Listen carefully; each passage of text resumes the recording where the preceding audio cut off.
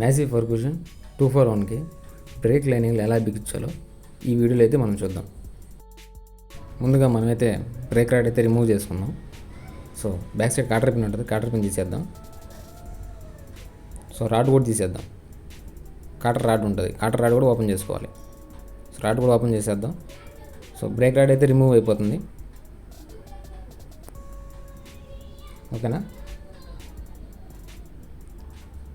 Next hand brake కూడా remove చేసుకోవాలి మనం. హ్యాండ్ బ్రేక్ రిమూవ్ చేసుకుంటే మరి ఇంకా ఫ్రీగా ఉంటుంది. సో హ్యాండ్ బ్రేక్ కాటర్ పిన్ కూడా తీసేద్దాం. సో రాడ్ కూడా తీసేద్దాం. హ్యాండ్ బ్రేక్ రాడ్ కూడా రిమూవ్ చేస్తాం. నెక్స్ట్ ఏంటంటే హౌసింగ్ అనమాట. హౌసింగ్ కాడికి వచ్చేసరికి బ్యాక్ సైడ్ ఉన్నట్టు బోల్ట్ ఉంటుంది. సో వీటిని అయితే లూజ్ చేసుకోండి. ఎక్కడి వరకు అంటే చెప్తాం చూడండి. ఇప్పుడు ఇక్కడ సర్ఫేస్ ఉంది కదా, సమానంగా ఉండాలన్నమాట. కనిపిస్తుందా? అక్కడ వరకు అయితే ఉండాలి. అక్కడ వరకు లూజ్ చేసుకోండి. ఓకేనా. ఇవే భయ్యా మనకు లేత్ నుంచి వచ్చినట్టువి. ఒకటి చెక్క లైనింగ్లు, ఇంకోటి యాక్యువేటర్. సో ఇవి రెండు మనం అయితే ఫిట్ చేయాలి. ఇప్పుడు యాక్యువేటర్ ఫిట్ చేయడానికి ఇవైతే రెడీగా అయితే పెట్టుకోండి. ఎలా ఫిట్ చేయాలో ఇప్పుడైతే చూద్దాం. ఫస్ట్గా బాల్స్ అయితే వేసేయండి.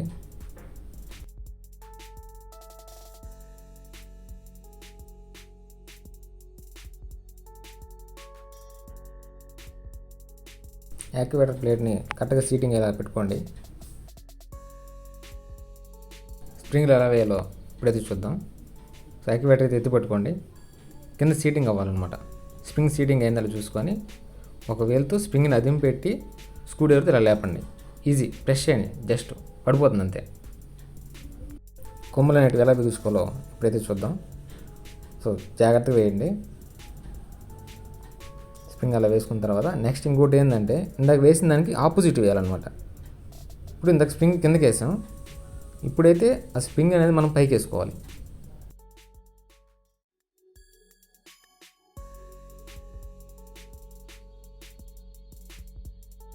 లైనింగ్కి one side black, one side white ఉంటుంది అనమాట. బ్లాక్ అనేది హౌసింగ్కి వేయాలి. హౌసింగ్ సైడ్కి బ్లాక్ కలర్ వేయండి. సో ఇంకోటి వచ్చి యాక్యువేటర్కి వచ్చేసరికి కొమ్ము లోపలికి ఏదైతే ఉందో అది పైన సీటింగ్ వేయాలి, బయటకు వచ్చినది కింద వేసుకోవాలి. అలా వేయలేదంటే బ్రేక్లు అయితే మీకు పడవు. సో జాగ్రత్తగా అయితే వేసుకోండి. ఓపెన్ చేశారా, సీటింగ్ చేసుకున్నారా, సేమ్ కింద కూడా ఓపెన్ చేసి సీటింగ్ చేసుకున్నారా, జాగ్రత్తగా వేయండి. వేలు నలకుండా వేసుకోండి. సీటింగ్లో కూర్చోబెట్టాక రెండు బటన్ వెళ్తూ ప్రెస్ చేయండి, సింపుల్గా పడిపోతుంది. ఓకేనా. తర్వాత చెక్ చేసుకోండి లాకులు బాగా పడినాయా లేదా. ఒక్కోసారి ఓపెన్ అయిపోతాయి, జాగ్రత్తగా ఉండాలి, చూసుకోండి. ఇక్కడైతే లైట్కి గీసి అయితే పెట్టుకోండి.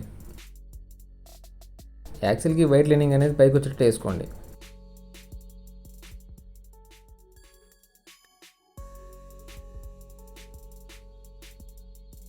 యాక్సిల్ వేసేటప్పుడు ప్లేట్ అనేది ముందుకి వెనక్కి జరుగుతుంటుంది. యాక్సిల్ కానిడేట్ వేసుకొని సీటింగ్ చేసుకొని వేసారంటే కరెక్ట్గా పడుతుంది. అంతే, సింపుల్.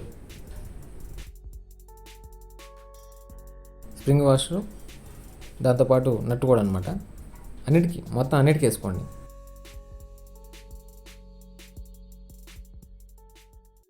పద్దెనిమిది రింగ్ స్పాన్ వేసుకొని మొత్తం అయితే టైట్ చేసుకోండి.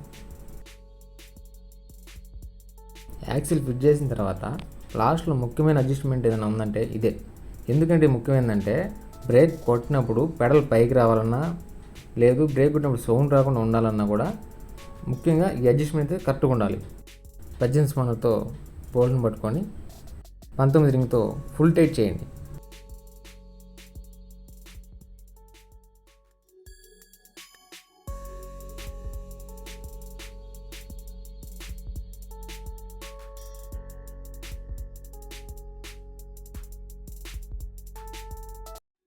ఫుల్ టైట్ అయిందా లేదా యాక్సిల్ తిప్పి చెక్ చేసుకోండి. ఇప్పుడు స్పానర్తో బోల్ట్ని పట్టుకొని 7 స్టెప్లు లూజ్ చేయండి.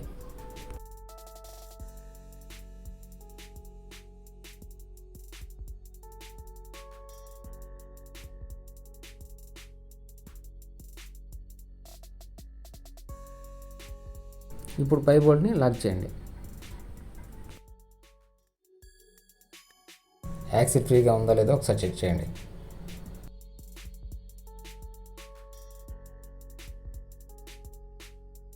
రెండు పక్కల సేమ్ అడ్జస్ట్మెంటు. ఆ పక్క ఎన్ని స్టెప్లు అయితే పెట్టామో సేమ్ అన్నే పెట్టాలి.